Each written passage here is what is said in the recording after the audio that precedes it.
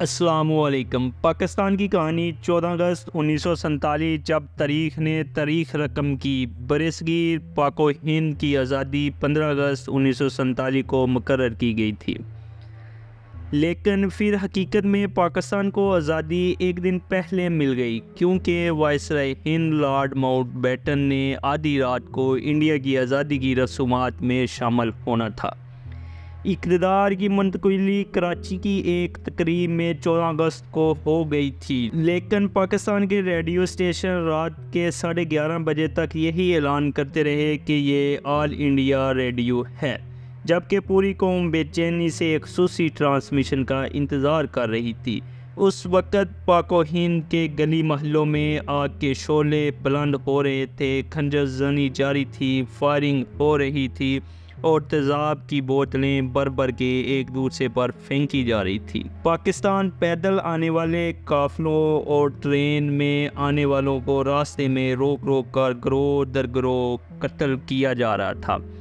مسلمان اپنی پاک سرزمین کی ہجرت کے لیے کوشاں تھے، جس کی جانب لوگ اپنے اہل و عیال اور معمولی ساز و سامان لیے رواں دواں تھے، لیکن یہ سفر ہجرت لاکھوں صدمے دے گیا۔ ہر قدم پر قتل عام کا ڈر اور بھیڑ میں پتہ نہیں کتنے جوانوں نے اپنے بوڑھے ماں باپ کھو دیے، کتنے ہی ماں باپ کے لگتے جگر ان کے ہی سامنے بچھڑ گئے اور کتنی ہی بہنوں کو عصمت زنی کا نشانہ بنایا گیا۔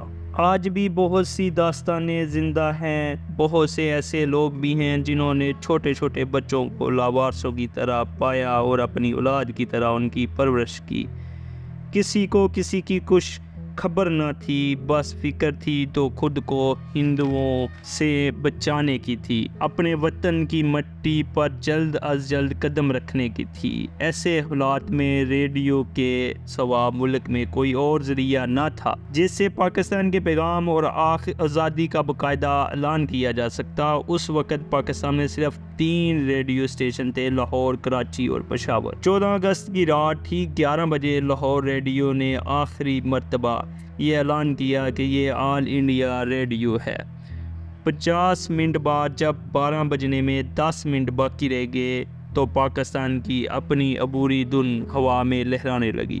یہ دھن پاکستان کے عظیم ہم نواز خورشید نواز نے بنائی تھی۔ اس دھن کے سنتے ہی لاکھوں لوگ اپنے اپنے ریڈیو سیٹ کے گرد جمع ہو گئے اور جوش اور عزم اور شادمان، اور جب 12 بجنے میں 1 منٹ تھا تو یہ دھن پس منظر میں جا کر غائب ہو گئی اور ایک آواز ابھری، اب سے کچھ دیر بعد پاکستان ایک الگ ریاست کے طور پر سامنے آئے گا۔ پھر ریڈیو پر کلاک کی ٹک ٹک کی آواز بلند ہونے لگی، سننے والوں کی دل دھڑکنیں تیز سے تیز ہوتی جا رہی تھی۔